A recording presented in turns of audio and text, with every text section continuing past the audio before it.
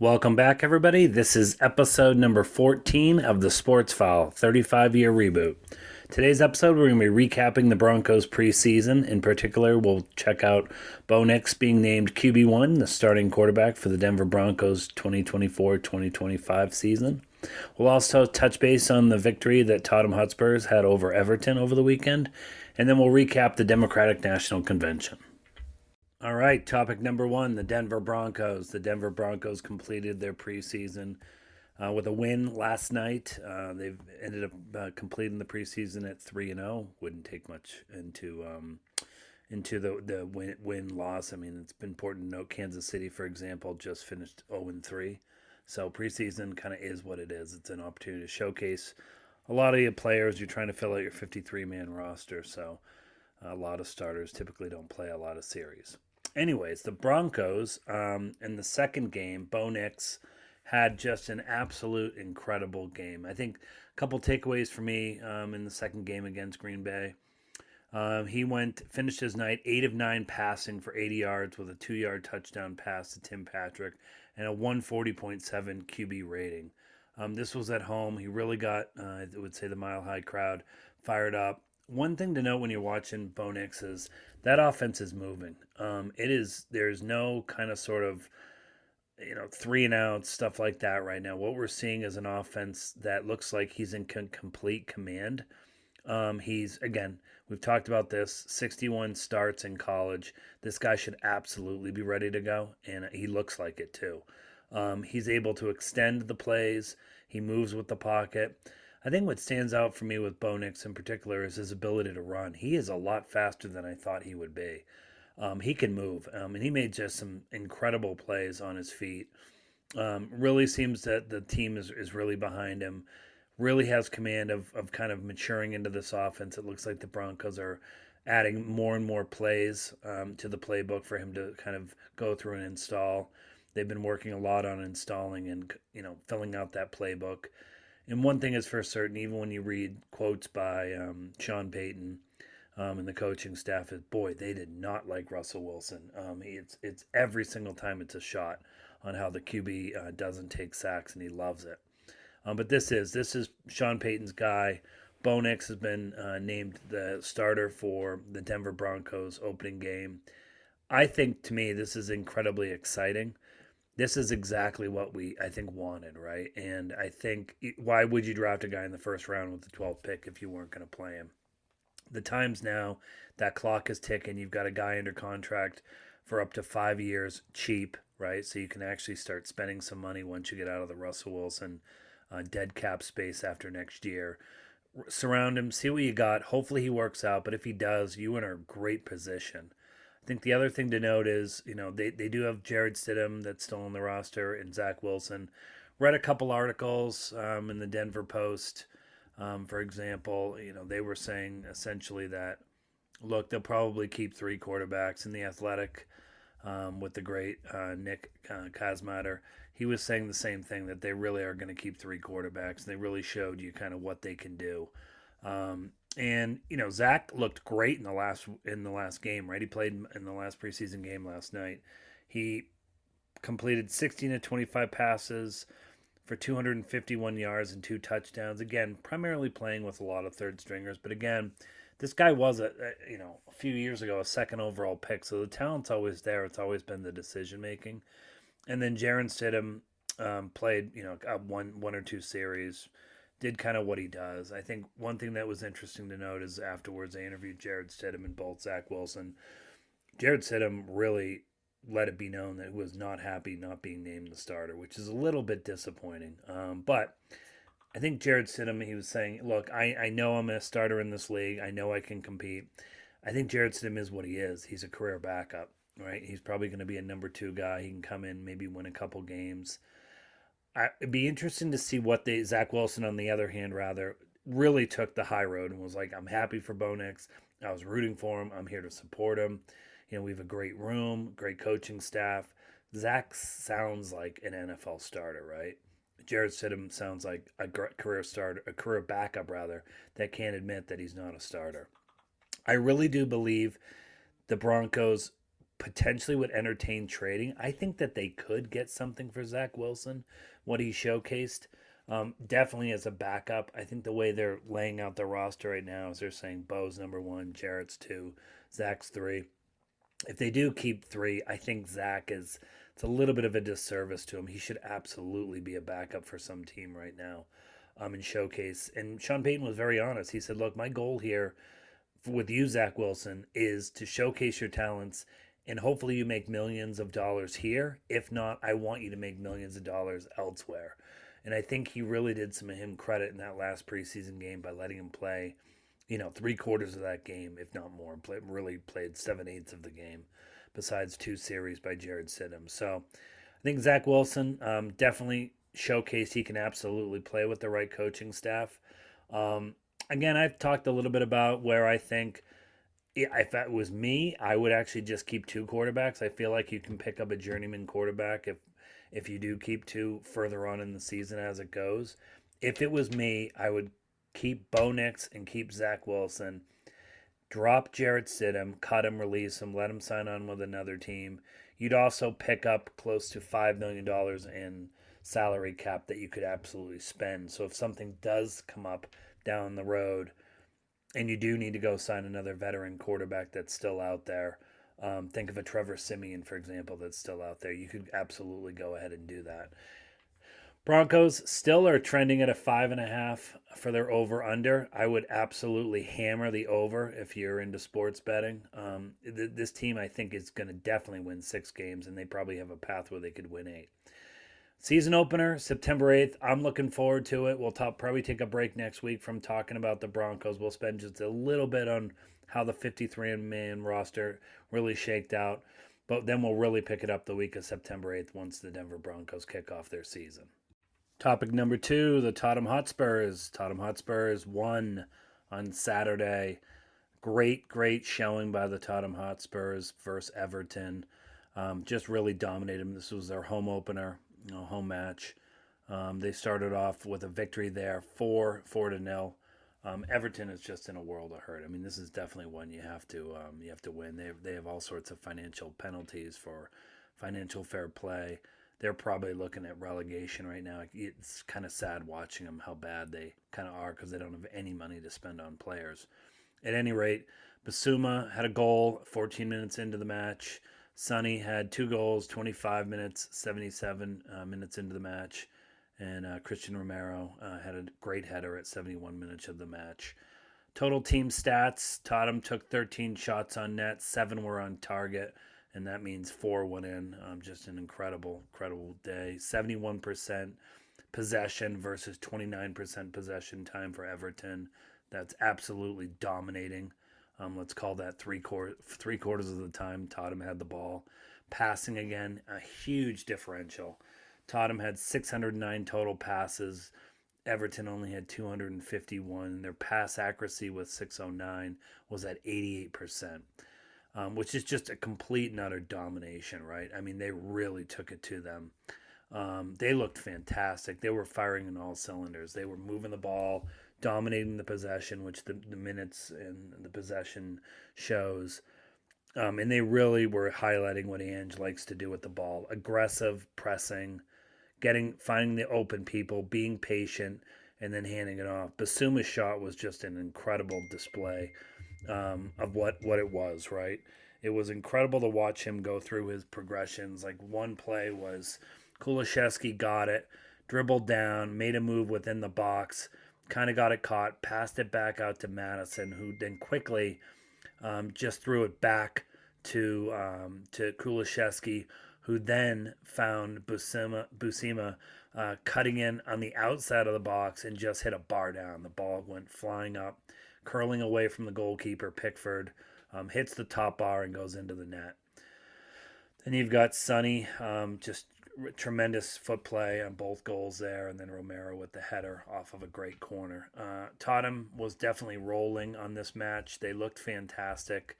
Their next match coming up here is going to be versus Newcastle. That's at Newcastle. This will be a tough little match for Tottenham to get through. This will really show you where they are. Newcastle's playing pretty well right now within the Prem League early on. Granted, we're only week 2 just completed. We're headed to week 3, but Newcastle sitting there essentially tied with Tottenham. And so this will be a great matchup for them to see where they're really at early in the season. Newcastle will definitely be the favorites in this game. So more to come next week on how they did versus Newcastle. We'll recap their events then. Okay, topic number 3, the Democratic National Convention. So the DNC wrapped up last week. Monday through Thursday was held in the great city of Chicago. I watched a lot of this. I mean, I probably watched almost all of it from, say, 6 o'clock Mountain Time until, say, 10 o'clock-ish Mountain Time. So I'd watch a little bit of the recap with the commentators, or in some cases, when the speeches went over, I would continue watching it. Totally different vibe. I watched a lot of the RNC as well, because I do want to see what's going on the other side, the Republican National Convention. I think the biggest takeaway for me is zero energy coming out of the Republican National Convention. I'm looking at just even right now, like the list of speakers, and it's just their list of speakers from the Republican National Convention was family members: Donald Trump, Eric, Lara Trump, and Kimberly Garofoli, who's the fiance of Donald Trump. Interestingly enough, the ex-wife of Gavin Newsom. But notice 2 people that aren't there, right? Ivanka and Jared Trump were not speaking. Tiffany was not speaking. And then you go through some of the, quote unquote celebrities, industry leaders, entertainers, and it's, a who's who of Tucker Carlson, Savannah Chrisley, who's, I believe, serving time or was convicted, or her husband was, off of her reality TV show. So again, track record with the Trump campaign of people who were actually convicted. You've got like Charlie Kirk, who's the CEO of TPUSA. A lot of these people are kind of right-wing, really, really white. Or I wouldn't just say right-wing. Yes, they are right-wing. They're just not conservative right-wing. You've got David Sachs, Dana White from the UFC. You've got obviously the leadership that has to do it. And then it's like a who's who of kind of senators and Republicans that align with the MAGA objective, right? Carol Lake from Arizona. I'm going out. Matt Gaetz. You had Marjorie Taylor Greene, of course, spoke. Sarah Huckabee Sanders, Kristi Noem, the governor of South Dakota, Greg Abbott. The only one kind of moderate that I guess got up there was Governor Glenn Youngkin. But no real contrast of kind of anybody that was sort of moderate. He would be the only one, Youngkin, right? That was a moderate that spoke. DeSantis, of course, spoke. But total low energy. It was such a contrast, I think, when you watch the Republican National Convention versus the Democratic National Convention. Democratic National Convention was fun, young, energetic. Music was playing. For example, when they did the roll call, there's a clip that's out there. Look at the RNC's roll call. It's just this older woman up there who's just reading off the states saying, Alabama, how do you cast your votes? And it's like, oh, we from Alabama cast, 8 delegates to Donald Trump. Contrast, the DNC has a DJ playing with songs with artists that are from that state, high energy, surprise guests, lights are flickering. It felt like you're at some sort of a concert. And it's just, people are super excited about announcing the delegates and what they're into. And it kind of capped off, really that whole, it didn't cap it, it was about midway through, but the speeches were just that, we just went through the roster of who spoke at the RNC, right? So you did not have like the Bushes speak. You didn't have a Mitt Romney speak, which is, I think that's a little bit concerning when you don't have folks like that are willing to get up there and speak and talk about things. You didn't have any kind of some of these older school Republicans up there that were speaking. It was all these new school kind of quote unquote MAGA extreme right folks that were up there besides Youngkin that got up there. And then the DNC was just like a who's who of just who it was, right? It was a contrast to me of kind of the past. So think Hillary Clinton spoke, Bill Clinton spoke. And then you have kind of the future of the party, right? The future, they're showcasing kind of the deep bench they get, whether it's Josh Shapiro, or it's Barack and Michelle Obama, who still play a prevalent role within the party, right? Oprah Winfrey as a celebrity speaking. And what was really fascinating was the amount of Republicans that they showcased in prime time that got up and said, I'm a Republican and I'm voting for Kamala Harris. And here are the reasons why. This guy's a threat, to democracy, etc. And Kamala Harris is not. So some of the speeches, Barack, anytime the Obamas speak, Barack and Michelle, is just fantastic. There's such an energy, especially when that's in Chicago, their hometown. That place just really, really blew off the charts when they spoke. Tim Waltz, I think exactly what you thought. Again, we talked about how this guy, check, is an American high school teacher, served in the military, high school football coach, congressman, and now governor. Came across just like that. I think he was great. I think Biden's speech was not a grievance speech, but sort of he went long on Monday night. He opened it up in the keynote, and he went really long. I think his speech clocked in at 50 minutes or just shy of that. And I would say the first 40 minutes, say, of that was about all of his track record, everything he's done. It was never really ceremoniously handing off the torch to Kamala Harris. He spent maybe the last 10 minutes, we'll call it, really talking about Kamala and why she's the one. And the best decision he made was when he made her vice president. And the best decision he's doing now is making her, endorsing her to be the next president. His was kind of just, it was definitely a goodbye speech. And you kind of could see that happening too with just the ebbs and flow of the night of like, it not only was ending 52 years of a political run of being, in politics, it's really his goodbye, because between now and when he hands over, you're kind of a lame duck president at this point. And I don't think you'll see him doing any sort of real campaigning for Kamala out there. There's too many people out there in the party that are out there fighting for her. Amy Klobuchar, Josh Shapiro, Gavin Newsom, even Nancy Pelosi was there, celebrating it. Kamala Harris closed the convention out on Thursday night, and I think she just had such a great speech. It was kind of who she is, her biography. So she wrote a book 5 years ago. Pretty good book. You can read about it. Talks about her life story, what she believes in. This is when she tried to run for president back in 2020. But so she kind of repeated a lot was in that book, kind of who she was, who her parents were, who her mom was from India, her dad from Jamaica. Talked really openly about the divorce hit their family, how her mom was so blunt and told them, don't put yourself down, lift yourself up. Her speech was, then she pivots from that moment towards, and here's kind of what I stand for. And she starts laying out her policy, right? And I think one of the big things that I took away as a note was her saying, delicately enough, is when she got to the war that's going on with Gaza and Israel, saying, look, we're still trying to end this war every day. The war does need to end. We need to seek peace there. And more importantly, we need to recognize the Palestinian for the state that they are. That is a massive shift to the moderate side, right? She's trying to reach into the people that are pro-Palestinian rather. And so she shifts to the middle to bring them in. She's not going to go far left, right? I mean, she made that very clear. She has really aligned herself as I'm right in the middle. She ended her speech by saying, essentially, I will always fight for you. I'll fight for the American people. And more importantly, I'm a president for all people. And that I remember making and telling my wife is that right there is her shift to the moderate. That's her shift to the middle. Saying, getting back to what she actually is, too, is in the middle.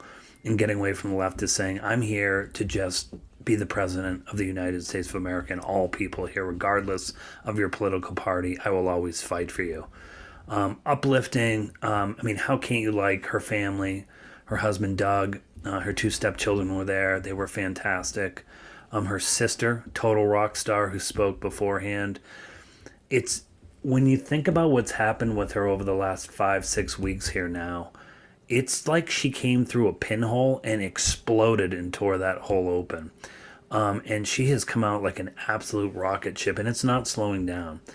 They're claiming they raised over $100 million last week. The polls, when I quickly look at it again at my favorite site I keep referencing here, Real Clear Polling, which parent website is Real Clear Politics. If you were to go look at it, she's still holding. So some of these polls haven't really been updated yet. They're still lagging where we are. They're not really, some of them end on, say, 821, 821. In fact, there isn't a poll that's updated after the convention, so I'm expecting these numbers to go up. She's still holding a 1.5 margin. That's as of August 22nd. I think we'll start getting some new poll numbers out this week. And I think, again, what you're going to see is that gap between her and Trump really start to separate. You're seeing Harris 48.3%, Trump 46.7%. Couple clips out there that you can watch to compare, kind of, see for yourself. There's clips comparing DNC versus RNC conventions of kind of the negativity that came out with Trump. It's doom and gloom. It's we need to make America great again, which I find completely insulting, where Kamala's saying we already are great and we just need to kind of like fix some issues like every country has. His is doom and gloom. The sky is falling. I mean, if you do listen to it, you'd think I need to build a shelter and stock up on some spam because the end of the world's coming when you listen to him speak, especially at the RNC and now on his campaign trail. It's just been so negative. And I choose positivity. I think she's completely upbeat. It's a tough next couple months for her. She's really got to come clean at the debate, September 10th. She's going to have to do a couple interviews to sit down. I mean, I heard one guy say, Kamala Harris has always been a great first date, right? She's always great to start with. She's great. People love her. She's had a reputation of being somewhat of a tough manager. And then she kind of gets a little flippant at times during interviews and she gets a little testy about answering certain questions. I think if she continued to stay clean, be positive, talk about the best days are ahead for us. We're going to fix things. We're going to fix the border. We're going to fix the economy. We're going to fix inflation. We're going to generate new jobs in the country. I think and again, those are all talking points right there of a complete moderate, right? I think we've got something there. And so it'll be interesting to see how it shakes out. Next week, we'll do a deeper dive. Hopefully the polls get updated on how she really did and see that momentum where it goes. She's still holding a 1.5% lead, so it's virtually a dead heat. And so we'll see what happens. Okay, that's been episode number 14 of The Sports File, a 35-year reboot. Please like, subscribe, and leave me a comment wherever you listen to your podcast, and I'll talk to you next week.